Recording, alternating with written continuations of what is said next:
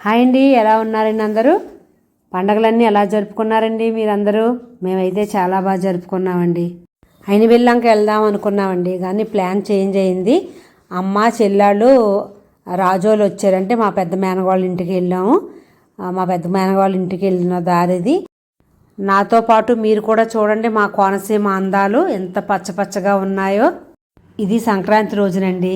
Greenery చాలా బాగుందని మేము కూడా ఆగి మధ్యలో ఫోటోలు అయితే తీసుకున్నాం. మీకు ముందే చెప్పాను కదా, భోగి రోజున పిల్లలు బయలుదేరుతున్నారని. భోగి అయితే మా అపార్ట్మెంట్ కిందనే జరుపుకున్నాం.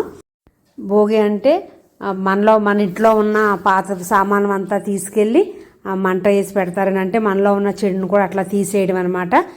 హరిదాస్ వస్తారు. ఇవన్నీ పల్లెటూరులో చాలా బాగుంటాయండి. మార్నింగే లేచాక ఇంకా నేను టిఫిన్ చేసేసాను.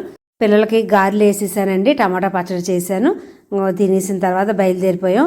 ఈ లోపల మా వంటలు అక్కదండి, మా మేనగోళ్ళ చక్క బిర్యానీ చేసింది. వేడివేడిగా బిర్యానీ తినేసాక అక్క ఈ సందు అంతా నేనే ముగ్గులేసాను, ఇది కూడా తీసి మీ యూట్యూబ్లో పెట్టమంది. మా మేనగోళ్ళది ఇండివిజువల్ ఇల్లు అండి, అందుకే చాలా బాగా డెకరేషన్ చేసుకుంటుంది. దాని ముగ్గులు కూడా చాలా బాగా వచ్చు. ఎంత చక్కగా రంగులు అద్దిందో చూడండి. అదంతా ఒక్కతే చేసుకుందంట, చాలా బాగా చేసుకుంది. చిన్న ప్లేస్ అండి, చక్కటి గార్డెనింగ్ చేసుకుంది. అక్కడే బొబ్బాస్ చెట్లు వేసింది, వంగ చెట్లు వేసింది, ఒక పక్కన టమాటాలు చుట్టూరా చెట్లు వేసిందండి. ఒక పక్కన వంకాయలు కాస్తున్నాయి, బొబ్బాసకాయలు కాస్తున్నాయి, టమాటాలు కాస్తున్నాయి. మొన్న గుమ్మడిపాదు కూడా పెట్టిందంట, గుమ్మడికాయలు కూడా ఉంచింది మా కోసం.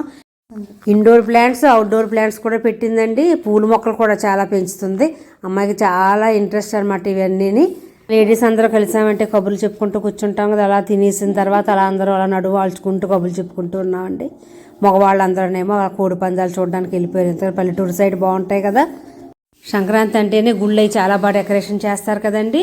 ఇలా మా సైడ్ కూడా చాలా బాగా చేశారు. వెళ్ళిన ఫోటోలు తీశారు, మీకు కూడా యాడ్ చేశాను చూడండి. తర్వాత రికార్డ్ డ్యాన్స్లు అవుతున్నాయి, పక్క నుంచి పక్కనేమో రథాలు లాగుతున్నారు.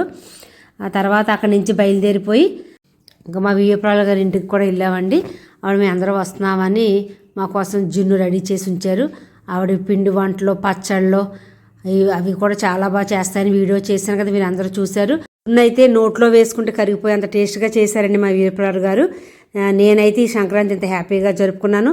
మీరు ఏమేం చేసుకున్నారో నాకు కామెంట్ పెట్టండి. మరొక మంచి వీడియోతో కలుస్తారండి. థ్యాంక్ యూ అండి.